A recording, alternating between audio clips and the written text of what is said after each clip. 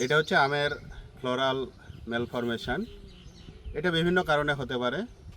এটা পুষ্টির অভাবজনিত কারণে হতে পারে, এটা এক ধরনের ছত্রাকের আক্রমণের কারণে হতে পারে।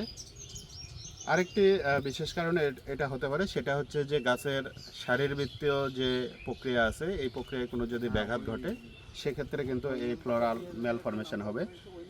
এই ফ্লোরাল ম্যালফরমেশন যদি হয়, তাহলে এই মুকুলে কিন্তু কোনো আম ধরবে না।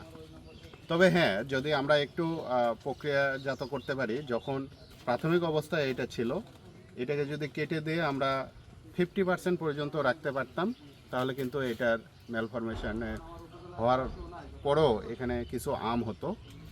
আর সবচেয়ে ভালো উপায় হচ্ছে, যখনই গাছে এইরকম ফ্লোরাল ম্যালফরমেশন দেখা যাবে, অর্থাৎ আমের মুকুল যখন আসা শুরু করবে, সেই সময় সঙ্গে সঙ্গে দেরি না করে প্রাথমিক অবস্থায় যদি আমরা ন্যাপথালিক অ্যাসিটিক অ্যাসিড এটা যদি আমরা প্রয়োগ করতে পারি তাৎক্ষণিকভাবে, তাহলে কিন্তু এটার পরিমাণটা কমে যাবে।